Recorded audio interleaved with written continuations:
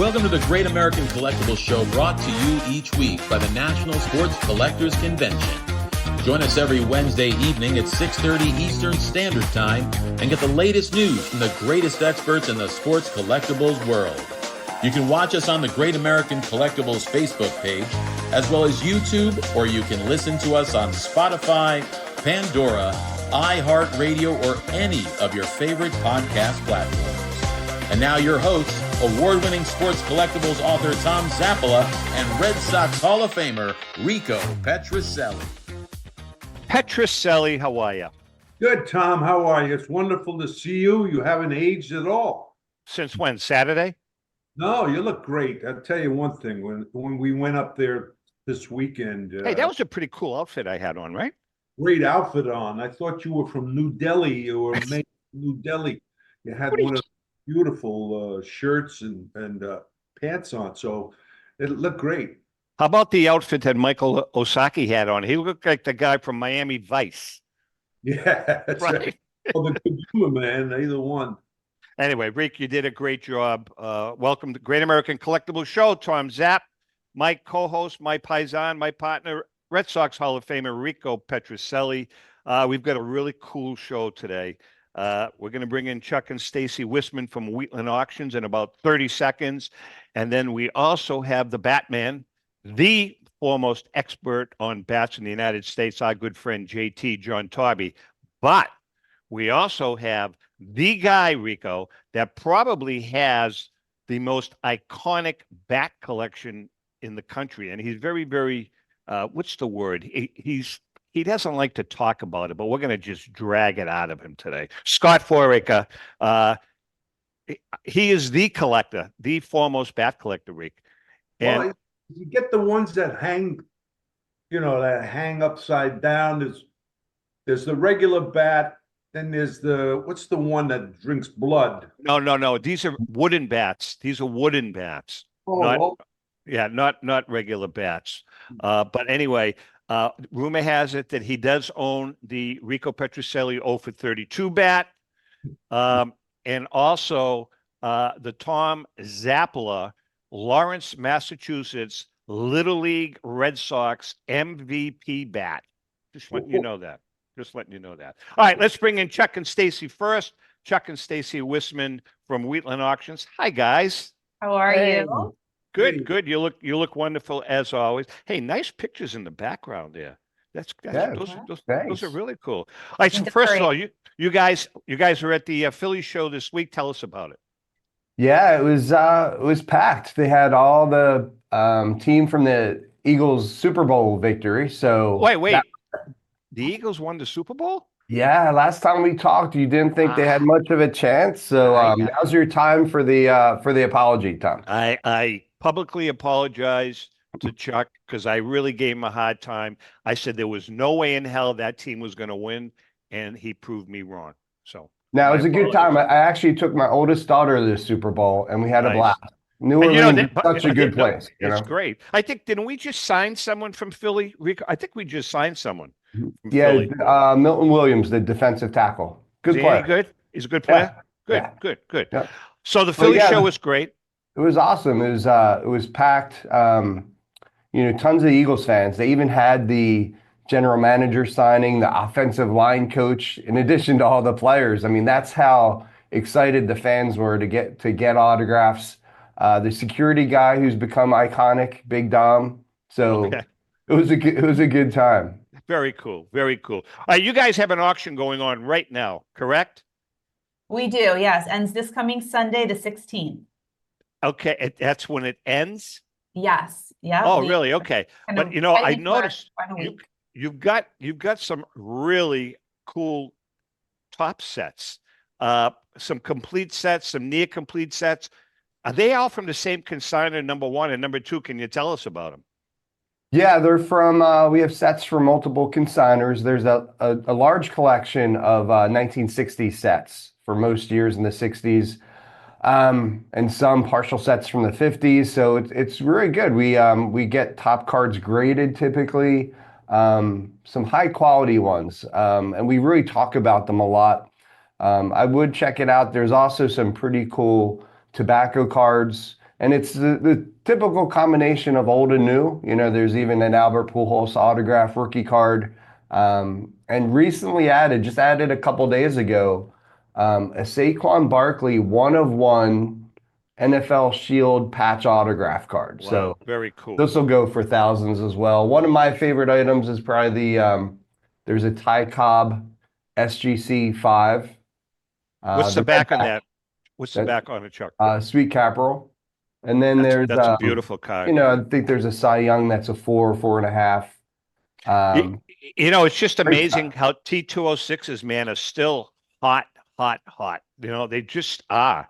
That set is just never going to become boring. People still love it. It's just amazing. Hey, Rick, I have a question for you. Talking, what was your personal favorite card during the 60s of yourself? Did you have a favorite? No. Can you make something up, Rico? Yeah, can you please? I'm going to ask you about the Seaver card because he doesn't get enough credit, and I don't know what his card is worth, but the 66s, those guys like him, you don't hear about. I mean, it kind of, because he was kind of my era, you know, and we face him in spring training and towards the end of spring training when he's ready to go. This guy was a heck of a pitcher. There it is. Yeah.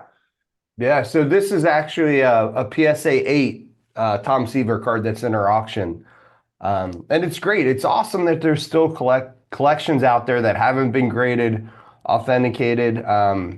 You know, the SGC 5 Ty Cobb card, redback, that was never graded before the Seaver. So it's good to be able to help collectors, you know, figure out what needs to be graded, do that for them, and then bring it to auction. A lot of times it's families or estates that we're helping as well. You know, Rico, I do have a card of you, a 60s card. You have making a very funny face on it. The hell kind of a card was that? Why did you make that face? Open. I was catching flies, but I want to ask Stacy something, and both of you actually, but this is kind of little off with the women's basketball, WNBA.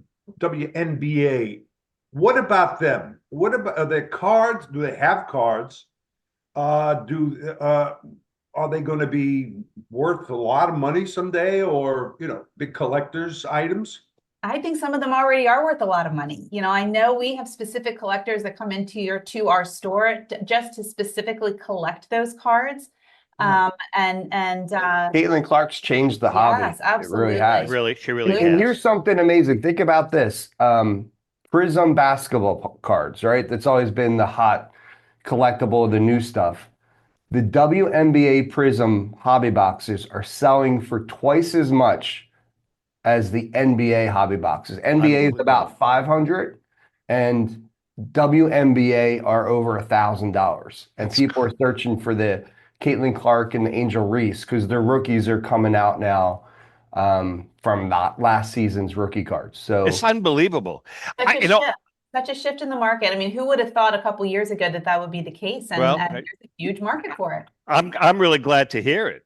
Yes. You know? Yeah. And, I would say at the Philly show, we bring a lot of inventory from our store, and all the Caitlin Clark cards that we had probably sold within the first hour. It was crazy.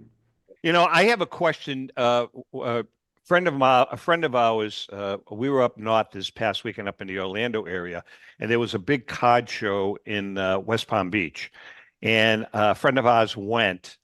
He said he was absolutely amazed. He said there were about 100 dealers there. 30 of them, he counted 30 of them were Pokemon dealers. What's going on with Pokemon, number one? And number two, are you guys getting into it? Do you understand it? And I'm going to tell you why, because we're getting big pressure to do a Pokemon show. And between Rico and I, we don't know Pokemon from Davy Crockett cards. You know, it's just, we just don't understand it. We cannot keep Pokemon in stock. It goes as fast as we get it in. People Since are December, I'd say trying to keep it in inventory, and that's singles as well as on open boxes. It's been crazy. And we have somebody who works for us who specifically is the Pokemon expert. So with that being said, I may ask you guys, because I know you're going to be co-hosting with us in a couple of weeks. I may ask you if we can do a quick 10-minute or 15-minute segment with that individual. So maybe he can give us a little primer on what the hell this Pokemon phenomenon is all about. Listen, Yeah. I can get my 9-year-old grandson. I know, really, right? And, Yeah. It really is. I mean, we have these young kids come into our store who literally are 10, 11, 12 years old, and they know what things are worth. We also do grading for people, so I was we just gonna say send that. things away. Yeah. So these young kids, I mean, they're businessmen, just understanding the market better than anyone, and they can Crazy. buy. They go to flea markets or shows. They know what to buy and flip and so forth. Interesting. Yeah. You have quite a memorabilia collection. I was very impressed with the memorabilia collection in this auction, as well as football cards. We have about 2 minutes left. Can you tell us about the memorabilia? Yeah, there's many tens of thousands of autographs. Some are in big lots. You remember Uncle Jimmy? Well, there's another collector from North Jersey who had passed away and had been selling his collection. When I talked to JSA recently for probably the fourth auction in a row, if not more, they've been authenticating every single autograph. And the Al Hine collection is in this one as well. He went through the mail to collect autographs. This is the auction that has the Brian Piccolo, dated 1969. A really cool Bo Jackson autograph from when he was a freshman in college. Very cool. Before he really got even hugely popular with a cool inscription on it. But yeah, there really is something for everyone, and it is going to be a fun one to watch end. Mentioned briefly football cards, quite a few football cards. Yeah, no, and it's I mentioned the 101 Saquon Barkley, but some are in lots and some individuals, and there's also some of the 1948 Leaf cards that look like they were printed yesterday. Rick, any more questions? oh, I was going to ask him about Kelsey. Is his cards gone down, or does he now have to take a photo of a card with Taylor Swift? That's a big question. Well, it's funny, Rico, at the Philly show, a cute little girl came up and she said that Travis Kelce is her boyfriend and she was looking for his cards, and we had a rookie for her. So there you go. Now being from Philly, we're Jason Kelce fans. So Great player. And he's always going to be a legend for us. And but it's great. Yeah, there's rookies of just about everyone in this auction too. And you mentioned the Tom Seaver. I mean, that's an 8. And Rico, when you mentioned that reminded me when I was little. I think I was 11 years old when I went to a card store. I walk out with 2 cards, and my grandmother asked me, what did I buy? I said I bought these 2 cards for $25. She thought I was nuts, but one was a Nolan Ryan rookie and one was a Johnny Bench rookie. Very cool. From 1968. But the Seaver reminds me of that because that's from 67. So when does the auction end? So auction ends this upcoming Sunday on March 16th. Everything will begin closing at 7 p.m. and Eastern Standard Time. And we'd love for everybody to hop in, see, take a look at the catalog and join us for bidding. And your website address is? www.wheatlandauctionservices.com. All right, guys. Thanks so much. Glad you guys had a successful Philly show, and good luck with the rest of the auction. Yeah, thank you appreciate so it. much. We appreciate it. All right, guys. Take care. Chuck and Thanks for seeing Stacy everyone. Whisman, Wheatland Auctions. Good people. Good people. All right, let's bring in our guest host, plural, John Taube, Scott Foraker. How are you guys? Good, Tom. How are you, Rico? Good to see Good. you. John, you look great. Scott, Guys. how are you? Doing great, Tom. Thanks. Good, good. Scott, Thanks. we're really Thanks, Tom. glad you guys both are joining us today. We've got a lot to talk about. Scott and John are going to be with us for the whole hour, the rest of the hour. We are going to be doing, John, I don't know if I think you were part of our first one, the now famous Great American Collectibles Show AI Baseball Tournament, which we'll talk about after the commercial break. But I want you to, John, tell us about your relationship with Scott and how that all developed. Well, Scott, how long have we known each other? Over 20 years, John. I think it's more like 25 years, something like that. 25 years. Yeah. And, you know, Scott was, I remember, oh gosh, boxing up bats in my garage, talking to Scott on the phone, Scott talking to my wife on the phone. And, you know, the thing about Scott since day one, when you talk about, you know, a collector who strives for perfection in the pieces that he owns, you know, it's always been, I've been amazed at some of the things that, you know, once Scott buys a piece, I'll use the 63 Mantle World Series as an example. You know, it's not good enough. You know, Mickey World Series, Scott takes it a step further, and we were able to match that bat.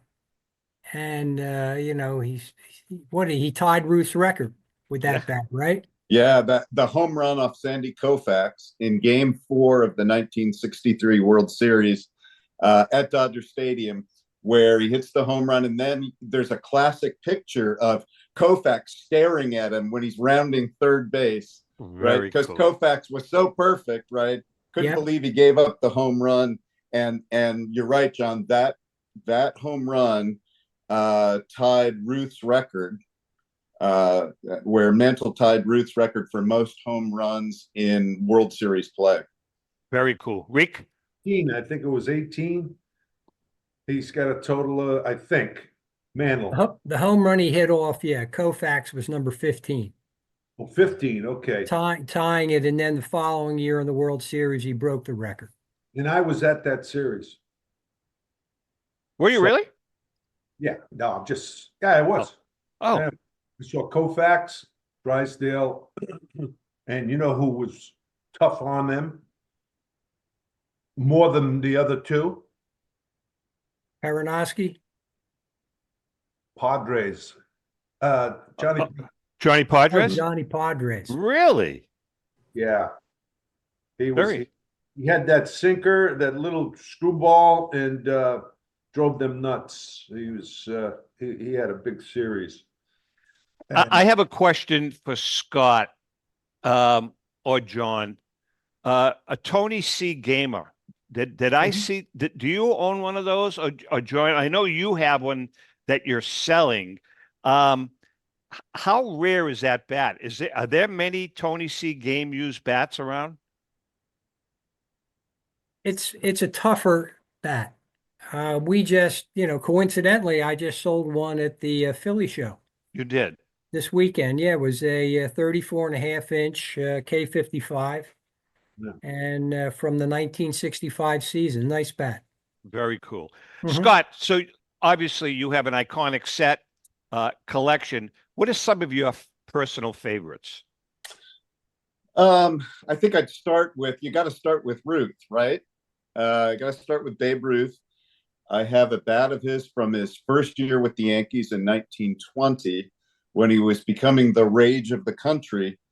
And late in that season, they were playing the White Sox in Chicago, and the mayor of Chicago, this guy, Big Bill Thompson, wanted a photo op with Ruth, who was becoming the hit of the country, and photo op where Ruth signed and inscribed and gave the mayor a bat.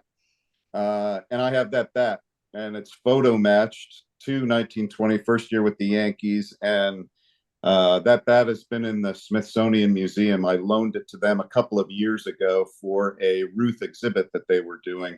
So I love that bat. 43 ounces. So it's like a telephone pole. It's like and 36 inches, 43 ounces. Rico, imagine that, a 43-ounce bat. Yeah, wow. It's got 36 length. That's a monster. Yeah. He was so strong, and you know, even as he got older and he got heavier, but he was I told you, it's Cliff Keen. He saw him play. He's a passed away writer for the Boston Globe or the Herald, whichever one. And he said Ruth was the best. Ruth was the greatest, and he saw Aaron Mays and all of them. He said people people don't realize how good an outfielder he was. He had a great arm and he could run early on, especially, and he was an excellent base runner. So he had all those, All the tools. all the Very tools. cool. Scott, all right, so you've got, obviously, Ruth is at the top of the list. What else you got that? Yeah. So next on the list, Tom, would be one that you're going to like.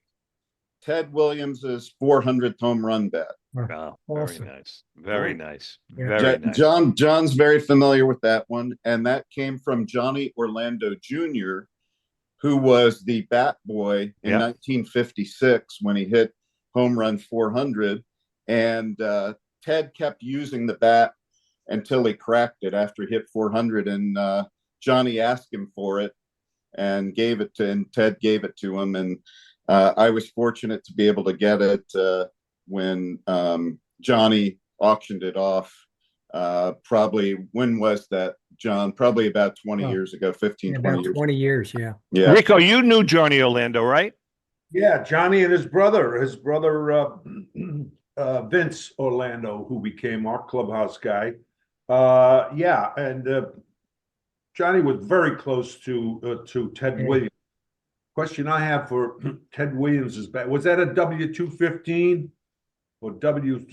Of course, we had Williams models, which was the W Williams, and then different numbers. But the one that he used, I think Yaz also used it. But the question I have for both Scott and John, it's where do you get these bats? Everything seems to be the cards, now more memorabilia, but it seems like it's so difficult to get bats. How many is it? You have to go a long way to get them. How do you get them? Yeah, it's a good question, Rico. They're a lot tougher to get than cards. They're much more rare. Very few, especially of the older players like we've been talking about, have survived. Many of them were thrown out, right? As you know, Rico, even back in the day when you played, right? Many of them just tossed in the garbage can after they broke. And so they're tough to find. When you do find them, it's typically either at an auction where a bat boy has kept them, right? Sometimes they were cracked, and the guys in the clubhouse, especially the bat boys, have a lot of the older player bats, a lot of the older bats, like the Johnny Orlando Jr. I just talked about. And in the case of the Ruth bat I told you about, Mayor Thompson, after he was gifted the bat by Ruth, he kept it in his office. And then when he left office, he gave it to his secretary. And the secretary ended up auctioning it in a Sotheby's auction where I got it. So those older bats, Rico, really, really tough to find, really rare, tough to find. And usually it's either at auction or sometimes it's a private sale. But oftentimes it's from a player's family, a bat boy. There's some kind of connection back to when the bat was used, and quite often it's a bat boy. John, anything you want to add to that? Well, it's funny, over the years when we first met each other, when we started, remember you would wait to get SCD, Sports Collectors Digest. Yeah. And it was tablet sized, about 300 pages long. You got it by FedEx. Yeah. And you could buy, in the day, I mean, these bats were advertised in SCD for sale. Ted Williams, you name it, Willie Mays, Mickey Mantle. Unbelievable. They would walk into card shows, which doesn't happen anymore.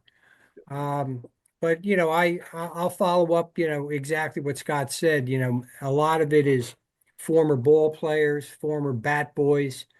And, with Ruth was a prolific gifter. Right. And there are so many Ruth bats because when Ruth gave a bat, it became an immediate family heirloom.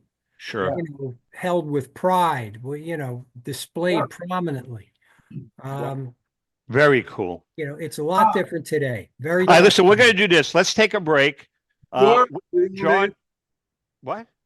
I was going to ask you, Tom, because you used to go to the auction places, if you ever saw a bat, maybe Never like that, Rick. A lot of store-bought stuff. When I've always looked in flea markets and stuff, it's usually store-bought. But anyways, we're going to take a quick break. John is in the house. Scott's in the house. Rico's in the house. When we come back, we are going to chat a little bit because it's going to be time for the AI GAX baseball tournament brought to us each week by our good friend Paul Borges. We'll talk about that. Hang in there. We shall be right back.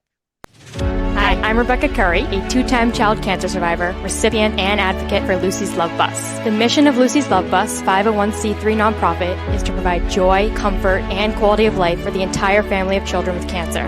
Since 2006, they have delivered love and comfort to over 3,000 children with cancer and their family members across New England. The dream of Lucy Grogan, an 11-year-old cancer patient, was to help kids with cancer who are suffering right now, before there is a cure, by offering free, integrative therapies like art, music, horseback riding, and many other activities. Unfortunately, Lucy passed away, but her dream lives on, and today Lucy's Love Bus is thriving.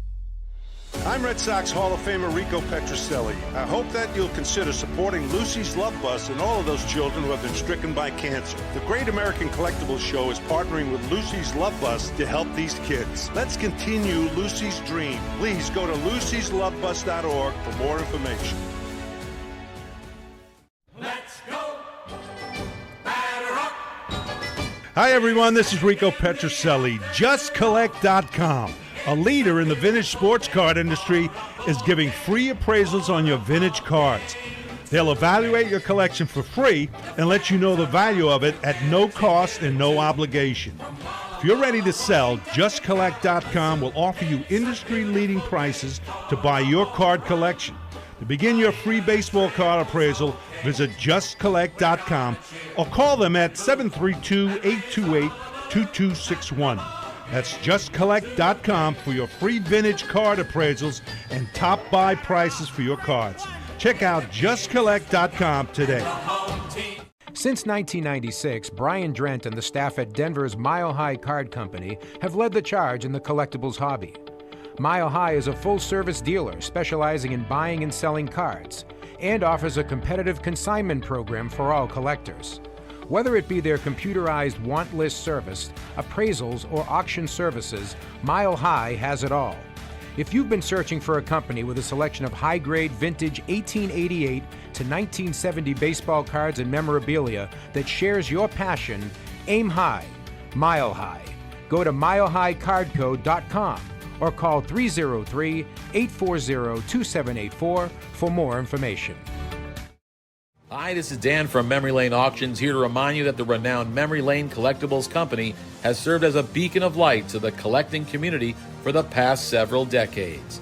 Indeed, folks, it has been our utmost privilege and pleasure to provide the most enthusiastic collectors with an abundance of the finest sports cards and memorabilia for America's most coveted sports personalities via our world-class auctions. Whether you choose either a private sale transaction or the auction route, Memory Lane cordially invites you to reach out to us to maximize the value of your prized possessions. Also, it is not just sales that we pride ourselves on being the best of the rest, because if you are seeking a particular keepsake for your esteemed gathering, we will be relentless in our quest to find that special piece to fulfill your collecting dreams. So no time to wait. Reach out to us today for the purposes of capitalizing on our unparalleled marketing capabilities.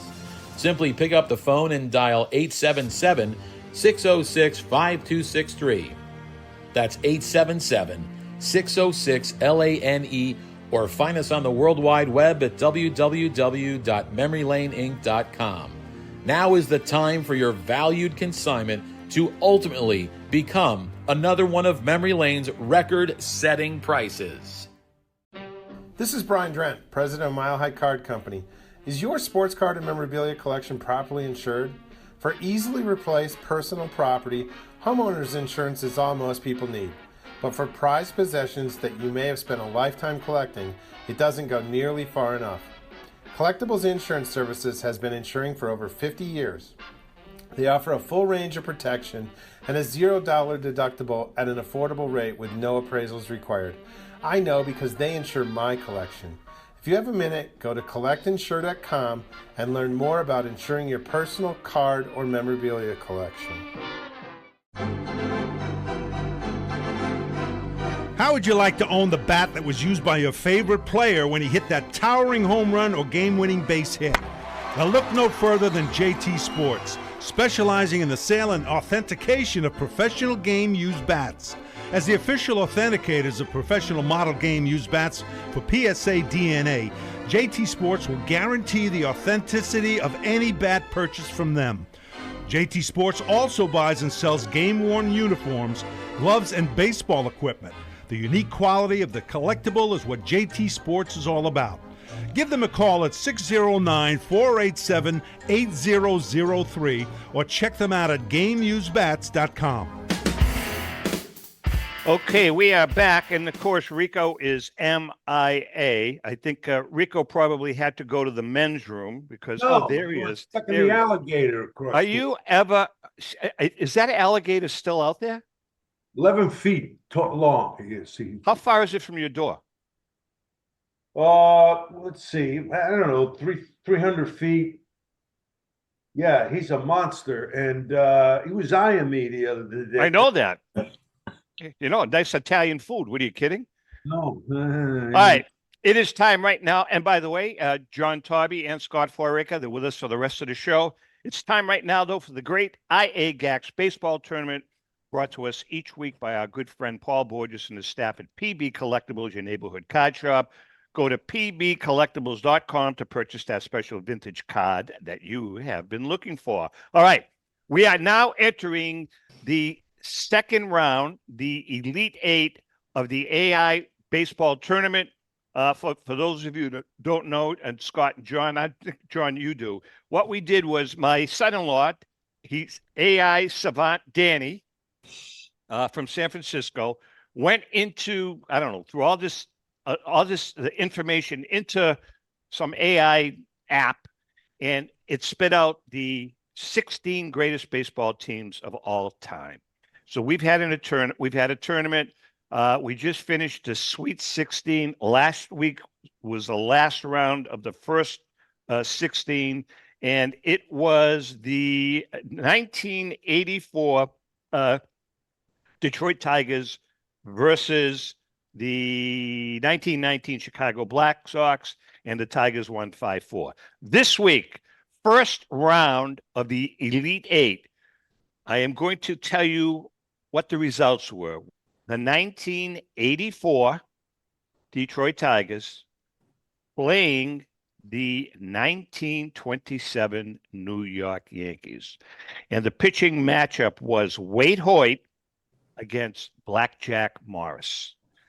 And here are the results. I'm going to go through not every inning, but we're going to talk about some of the innings. Top of the first, Earl Coombs leads off with a single and eventually scores on a sac fly by Lou Gehrig. Yankees jump ahead 1-0. Bottom of the inning, Wade Hoyt works around a walk to Lou Whitaker, and there are no runs scored. Let's jump to the third inning. Jack Morris retires Ruth, Gehrig, and Musial in order. Bottom of that inning, bottom of the third, Kirk Gibson singles, steals second, and scores on a Trammell base hit and ties the game 1-1. Fourth inning, Ruth launches a 2-run homer with a Scott Foraker bat to deep right after Tony Lazzeri's single. The Yanks now take a 3-1 lead. Bottom of the fourth, Lance Parrish doubles and Gibson knocks him in with a single, and the Tigers cut it to 3-2. Fifth inning, with 2 outs, Gehrig doubles and Bob Musial singles him home, 4-2 Yankees. Bottom of the inning, Jack Morris strands 2 runners, no runs. Sixth inning, Morris settles. Morris settles down, recording a 1-2-3 inning. Bottom of the sixth, Chet Lemon doubles, then scores on a ground out by Howard Johnson, 4-3 Yankees. Eighth inning, reliever Willie Hernandez comes on. Babe Ruth singles and eventually scores on a Tony Lazzari double. Yankees go up 5-3.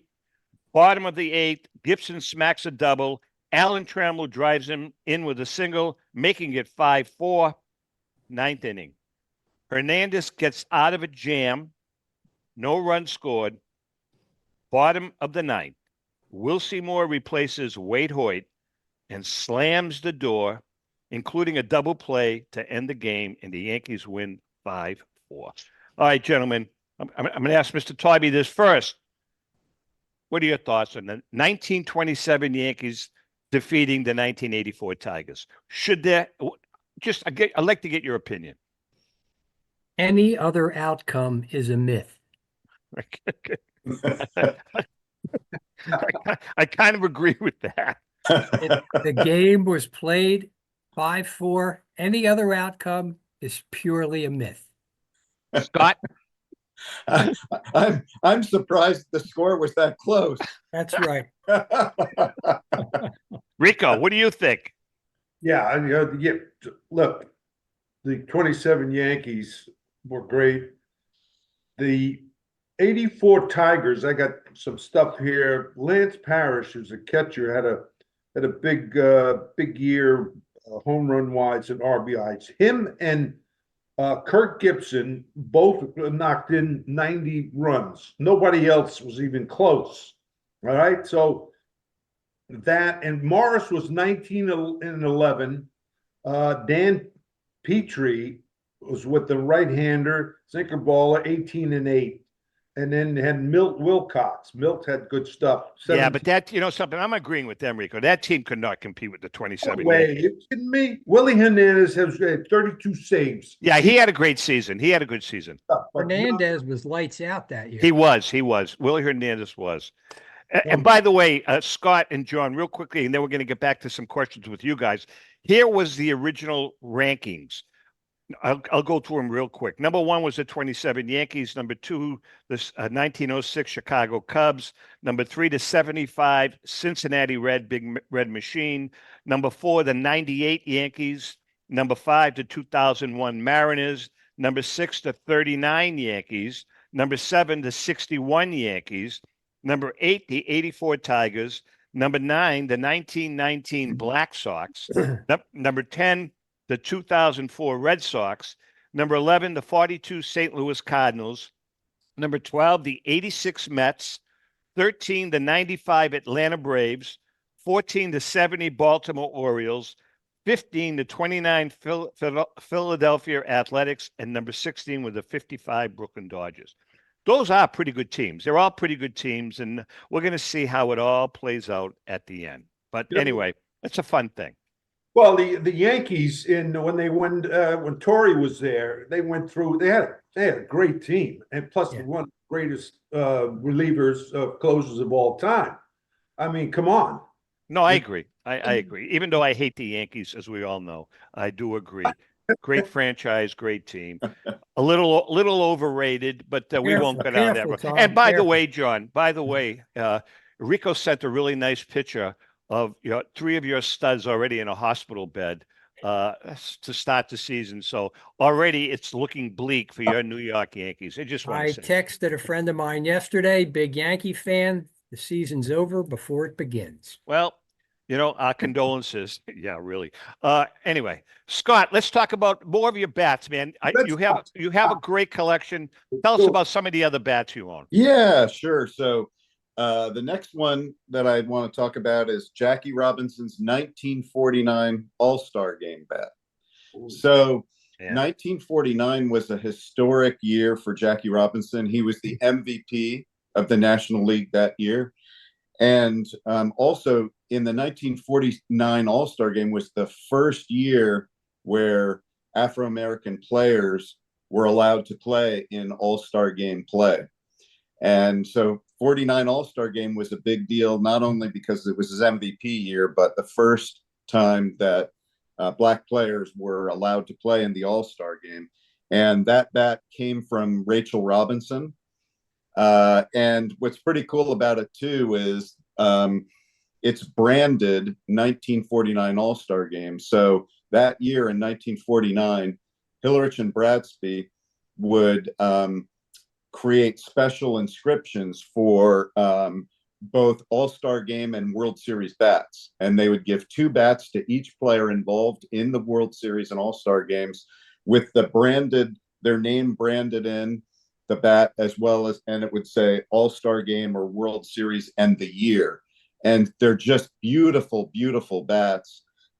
Rico, you've been the recipient of a couple of those since you were in World Series play, and they're really cool. And each player was given 2 beginning in 1949, and they're beautiful, beautiful bats. Some of the players used those bats, others just kept them as souvenirs and didn't use them. So it varies. And but Jackie Robinson did use this particular one. It shows good game use. And so anyway, that's one that another one I love. Do you have any bats other than Louisville Sluggers?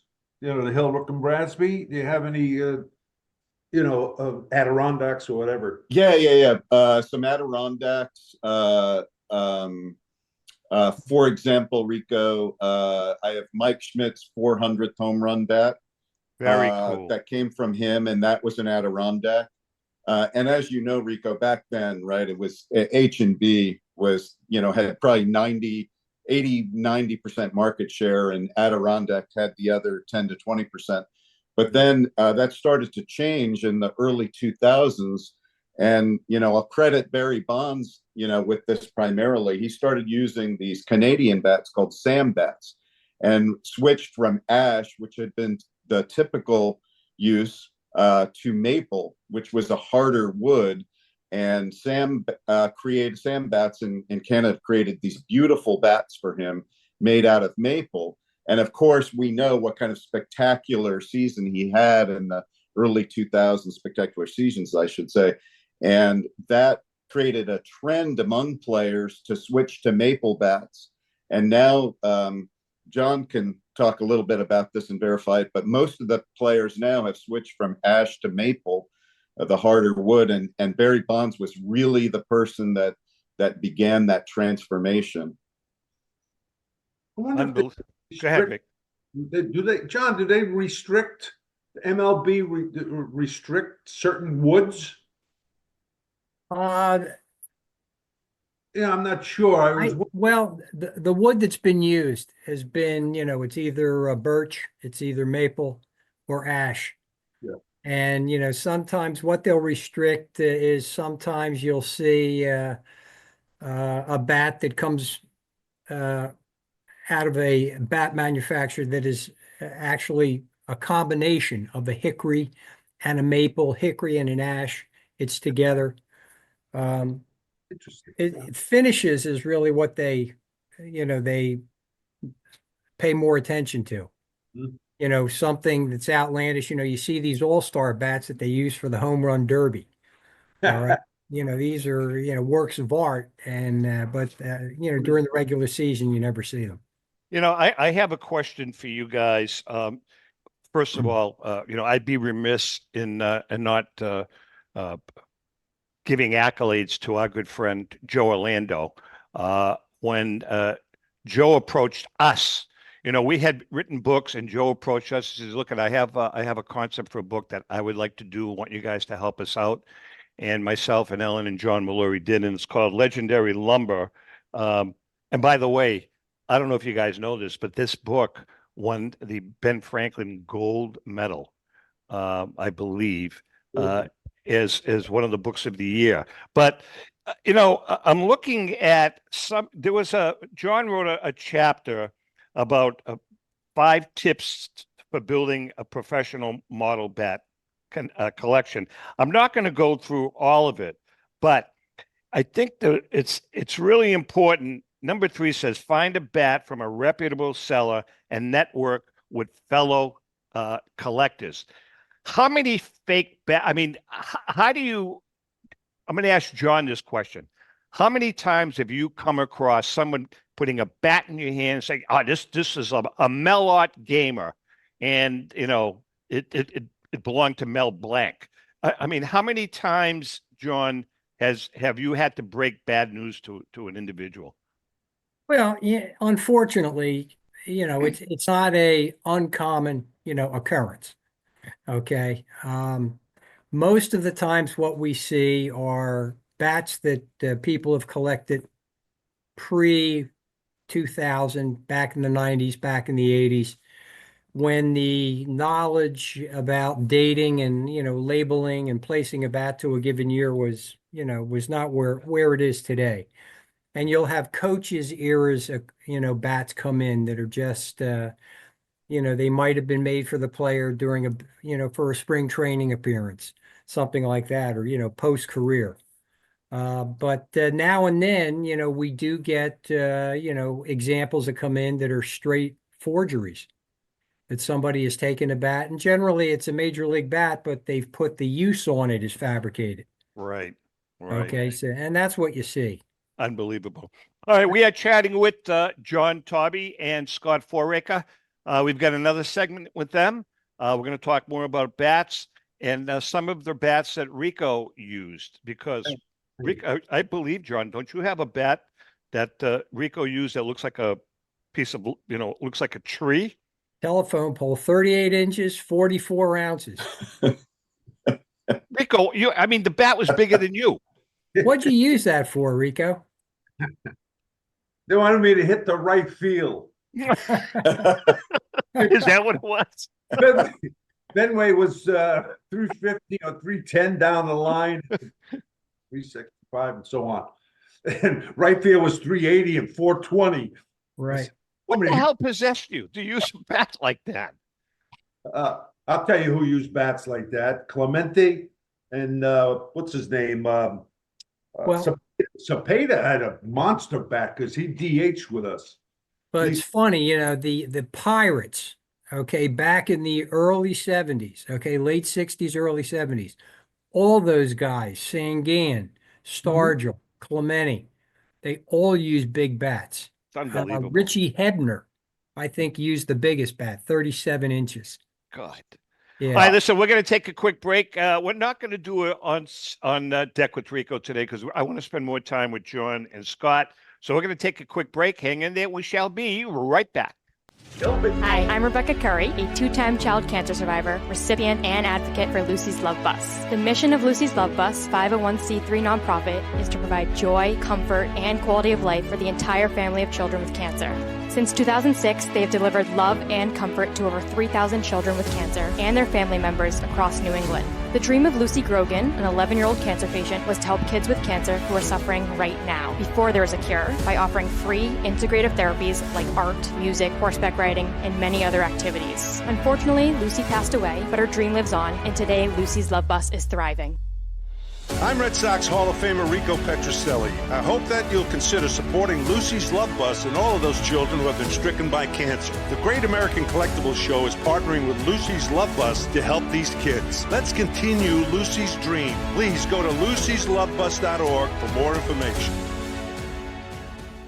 Pristine Auction is a family-owned and operated online auction specializing in autographed memorabilia, sports cards, coins, art, and collectibles. Since their founding in 2010, they've grown to 2 facilities in Phoenix, Arizona, totaling over 60,000 square feet. Jared Cavalier and an incredible staff of over 150 team members serve a very large customer base and enjoy every minute of it. By working with leading authentication companies, Pristine ensures all items are 100% authentic. In addition, third-party authenticators regularly travel to Pristine Auction to provide authentication services on site. Pristine Auction strives to operate its business in a way that's honoring to God, their families, and their customers. With a strong focus on speed, quality, and premier customer service, their mission is to be the leading online auction for every level of collector and fan. Pristine also works for Hope Sports and Identity Hoops International, traveling to Mexico to build houses for the less fortunate. Pristine Auction offers several online auction formats with thousands of auctions ending each day. For more information, go to pristineauction.com. That's Pristine Auction, the best in the business. If you're a discerning collector interested in owning the most important pieces in the hobby, look no further than Leland's Auctions. The original sports auction and appraisal house, Leland's was established in 1985 by legendary Pioneer founder Joshua Leland Evans. And today, President Mike Hefner carries on the tradition. From the Tom Brady card and memorabilia collection to the famed Boston Garden auction to high-end card auctions from every major sport, Leland's has always maintained the highest standards. Go to Lelands.com and get your bid in. That's Leland's, the hobby's leading sports auction house for 4 decades. It's often been said that championships are won on the practice field, and world records come only to those willing to work harder than everybody else.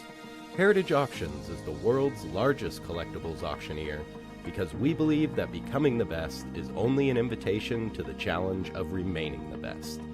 This requires the skills of the hobby's top experts, capable of identifying and maximizing value for our consigners. It requires the most visited website in the industry, courting a global audience of collectors over 1.5 million strong. It requires a dedicated press department that expands our global reach far beyond the entrenched hobby marketplace. It's hard work, but a simple premise. Present the finest collectibles to the largest population of potential buyers, and world records will come. We invite all listeners to put the unmatched power of Heritage Auctions to work for you. Auction evaluations are always free, and our commission-based fee structure ensures that our interests are always aligned. The highest possible price for your collectibles. There will always be new world records to chase, so let's chase them together. Visit our website at ha.com and request your no-obligation review today. Hi, this is Dan from Memory Lane Auctions, here to remind you that the renowned Memory Lane Collectibles Company has served as a beacon of light to the collecting community for the past several decades. Indeed, folks, it has been our utmost privilege and pleasure to provide the most enthusiastic collectors with an abundance of the finest sports cards and memorabilia for America's most coveted sports personalities via our world-class auctions. Whether you choose either a private sale transaction or the auction route, Memory Lane cordially invites you to reach out to us to maximize the value of your prized possessions. Also, it is not just sales that we pride ourselves on being the best of the rest, because if you are seeking a particular keepsake for your esteemed gathering, we will be relentless in our quest to find that special piece to fulfill your collecting dreams. So no time to wait. Reach out to us today for the purposes of capitalizing on our unparalleled marketing capabilities. Simply pick up the phone and dial 877-606-5263. That's 877-606-LANE, or find us on the World Wide Web at www.memorylaneinc.com. Now is the time for your valued consignment to ultimately become another one of Memory Lane's record-setting prices. Okay, we are back with Scott Foraker and John Taube. And Rick, why don't you tell our viewers and listeners about Lucky's March Madness? Yeah, March Madness is here. That's Lucky's March Madness. The White Plains Card Show is Friday, Sunday through Sunday, March 21st to 23rd, held at the Westchester County Center, 198 Central Avenue, White Plains, New York. Yeah, it's a great, great show. Shop over 400 of your favorite hobby dealer tables on over 40,000 square feet of this sports collectibles paradise. What do you have, a speech impediment? No, you know why? The copy is like... well, you could have made it bigger. Go ahead, continue. Make them bigger. I digress. Your auction house and third-party grading companies will be on site to assist you with your collecting and authentication needs, including Beckett doing RCR and GCR grading. The March Madness show is family friendly and all kids, all kinds of 12 and under get in free. Must be accompanied by parent or guardian. The biggest names in basketball, baseball, and football represented. Look at this. Autographed guests to include Fergie Jenkins, who was a teammate of mine, Lee Smith, Raleigh Fingers, who I couldn't hit, Gary Sheffield, great home run hitter, George Gervin, He can pick. He can shoot. Good player. Dave Bing, Jack Sikma, Sam Perkins, Derek Coleman, Larry Brown. Many more will be there.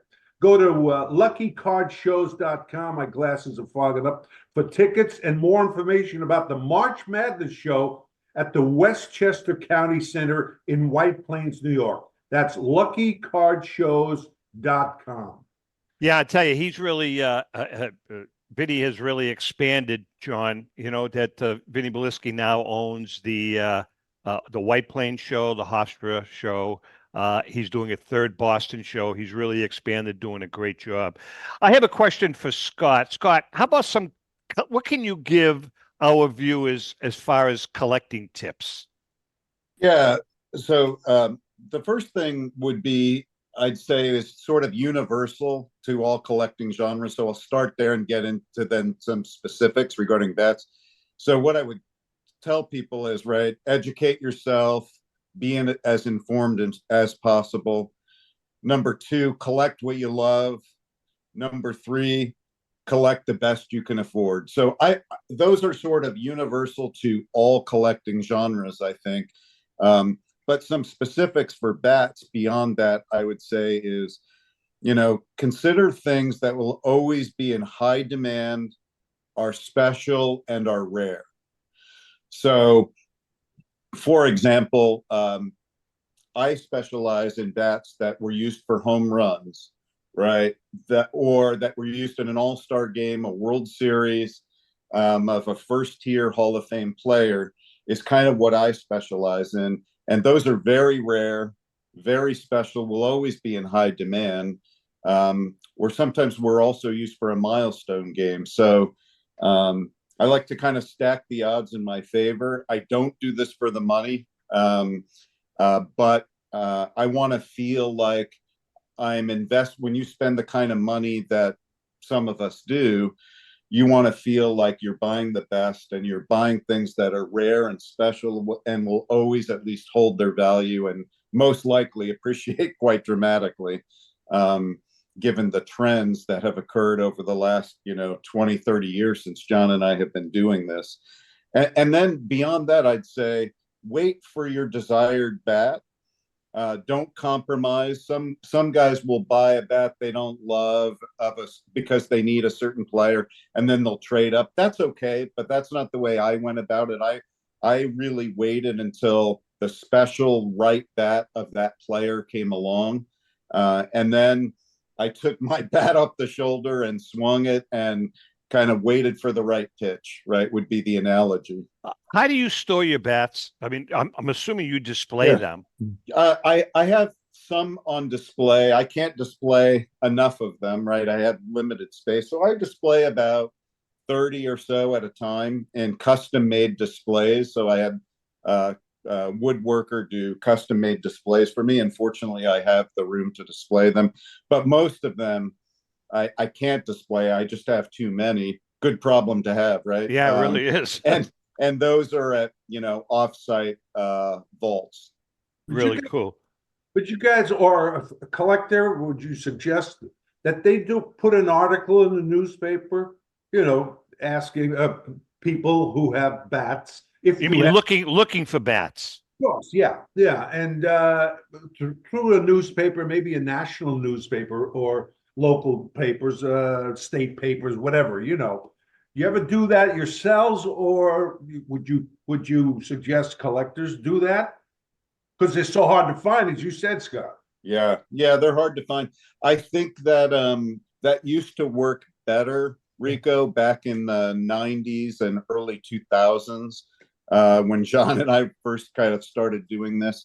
But now with the internet, most people kind of, if they do have one, they can look it up on the internet or at least get in contact with people like John who can inform them of the value.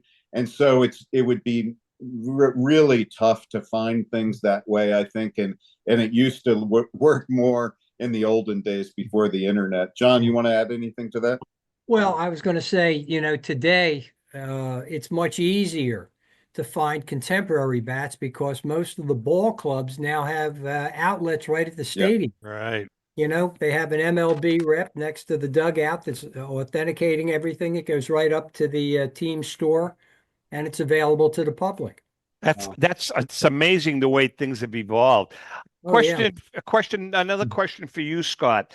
Do you get into things like cracked bats or extraordinary amounts of pine tar on a particular bat, or does it not matter? Yeah, no, I actually am, there's a lot of personal preference at play here, Tom, so it can vary from collector to collector, but I love bats that show a lot of use. I would prefer a cracked bat because then I know it was in play, and usually for a pretty lengthy period of time. And then, if the crack's too bad, you can always have John works with an expert guy who repairs them quite well, right? So if you want, but I prefer lots of use, lots of pine tar if possible. Like I've got a George Brett bat known for the famous pine tar incident and a lot of use on pine tar on his bats. And I have one that's looks like it was dipped in pine tar. And Nice. And most collectors that I know, Tom, do prefer bats with lots of use, whether that's pine tar, and then the player characteristics. Did they use handle tape? What about the weight, length and weight on the knob, the number on the knob, et cetera, et cetera. And it's funny, one of the reasons I love collecting bats too is they're so particular to the players. Each player, right, like different, did different things with their bats. Ichiro, very protective of his bats, wouldn't let the bat boys even touch them. Rarely kept his bats in a special case. Ted Williams, as we know, could tell if the bat was off by an ounce or half an ounce. And some players have been known to sleep with their bats, right? I say that a little tongue in cheek, but yeah, I love the player characteristics of a bat, and the more the better. We got about a minute and a half left. Rico, I don't know if you guys know this, but Elsie, Rico's wife, loves the scent of pine tar. Correct, Rico? Yeah, she did. She liked to smell it. So I used to, when I took a shower after the game, I wash Instead of cologne, when they'd go out, Rico would put pine tar under his. Right, Rick? Yeah, no, that's but pine tar was, but it's got so messy though. But now they're using a stick. Motor stick. They use a stick, they spray it on. There's a spray on car. And with the gloves, before the gloves were made popular, we used to have bare hands. Did you? We've got about 30 seconds. Rico, did you use a lot of pine tar? Yeah, I used yep. I didn't use it up real far, but I used it definitely. Good. Look at that one. Very nice, John. That's Rico's. That's Rico's bat. Awesome. Very nice. Very nice, Rick.